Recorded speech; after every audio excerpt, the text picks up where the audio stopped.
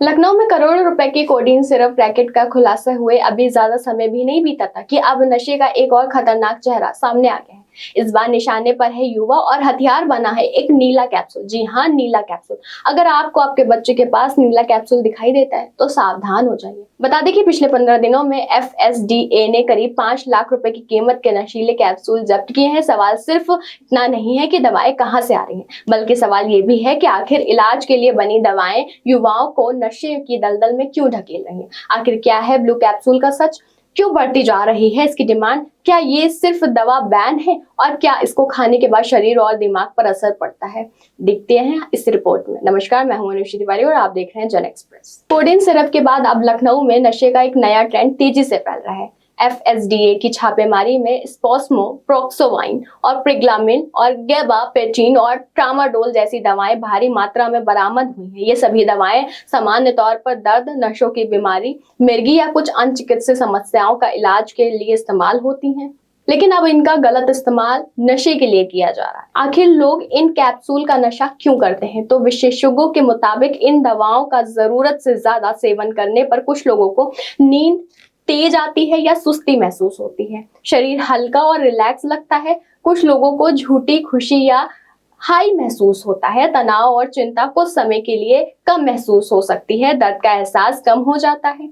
यही वजह है कि कई लोग इन दवाओं का गलत इस्तेमाल करने लगे हैं। लेकिन ये असर स्थायी होता है और अगर इसकी कीमत शरीर को लंबे समय तक चुकानी पड़ती है। अब जानते हैं इन दवाओं के नुकसान क्या हैं। तो बता दें कि डॉक्टर के अनुसार लगातार अधिक मात्रा में सेवन करने से नशे की लत लग सकती है, याददाश्त कमजोर हो सकती है, चक्कर आना और बेहोश हो भी सकते हैं, सांस लेने में परेशानी हो सकती है, मानसिक भ्रम और अवस्था बढ़ सकता है, किडनी और लीवर पर असर पड़ता है, ज्यादा मात्रा लेने पर जान तक जा सकती है, खासकर तब जब आप कोई नशीला पदार्थ ले रहे हो। क्या आपको बता दें कि ये दवा बैन है? तो बता दें ये नीला टैबलेट पूरी तरीके से बैन है, लेकिन फिर भी मार्केट में बिक रहा है। ये एक पुरानी दवा का फॉर्मूला है, जिसके फॉर्मूले के नाम पर अब ये दवा गलत तरीके से इस्तेमाल की जा रही है। वहीं आपको बता दें कि भारत सरकार में 2013 में डेक्स्ट्रोफाइन नाम की दवा को निर्माण पर बिक्री रोक लगा दी थी, क्योंकि इसके ओवरडोज से कई लोगों की जान के मामले सामने आए थे। हालांकि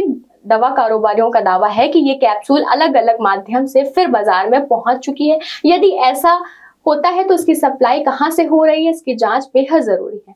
अब बात कर लेते हैं प्रेग्लाविन और गेबापेंटिन और ट्रामाडोल का मामला क्या है। तो ये तीनों दवाएं पूरी तरह से प्रतिबंध नहीं है, लेकिन ये डॉक्टर की सलाह पर दी जानी चाहिए। इनका बिना प्रिस्क्रिप्शन बेचना, खरीदना नियमों के उल्लंघन हो सकता है। इन दवाओं को गलत इस्तेमाल लगातार बढ़ते कारण सरकार और ड्रग्स कंट्रोल एजेंसियां इन पर सख्ती बढ़ा रही हैं। वहीं अब बात करते हैं कि युवाओं को ही क्यों बना रहे हैं ये शिकार। विशेषज्ञों के मुताबिक इन दवाओं की कीमत कई अवैध ड्रग्स की कीमत से कम होती है, आसानी से छिपा कर ले जाया जा सकता है। कई लोगों को लगता है कि मेडिकल दवा है इसलिए सुरक्षित होगी।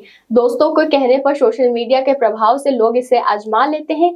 पढ़ाई, नौकरी और निजी तनाव के कारण कुछ युवा गलत रास्ता चुन लेते हैं। यही सोच उन्हें धीरे धीरे नशे की लत में ढकेल देती है। FSDA ने लखनऊ मंडल अधिकारी ब्रजेश कुमार यादव के मुताबिक पिछले 15 दिनों में कार्रवाई के करीब 5 लाख रुपए की कीमत में नशीले कैप्सूल जब्त किए गए हैं। उन्होंने बताया कि ये दवाएं फुटकर स्तर पर लखनऊ के बाहर से लाकर बेची जा रही हैं। विभाग केवल दवाएं जब्त करने के तक सीमित नहीं है, बल्कि इस पूरे सप्लाई नेटवर्क और रैकेट की भी जांच की जा रही है। आने वाले दिनों में इस मामले में और बड़े खुलासे भी हो सकते हैं। कोडीन सिरप के बाद अब ब्लू कैप्सूल का बढ़ता कारोबार इस बात का संकेत है कि नशे का नेटवर्क लगातार अपने तरीके बदल रहा है। इलाज के लिए बनी दवाएं अब युवाओं की जिंदगी बर्बाद करने का जरिया बनती जा रही हैं। ऐसे में सवाल सिर्फ कार्रवाई का नहीं, बल्कि इस पूरे सप्लाई सिस्टम को खत्म करने का है, ताकि दवा इलाज का माध्यम बने, ना कि नशे का हथियार। वैसे इस पर आपकी क्या राय है, हमें कमेंट बॉक्स में जरूर बताएं। इस खबर में बस इतना ही। ऐसी तमाम खबरों के लिए देखते रहिए जन एक्सप्रेस।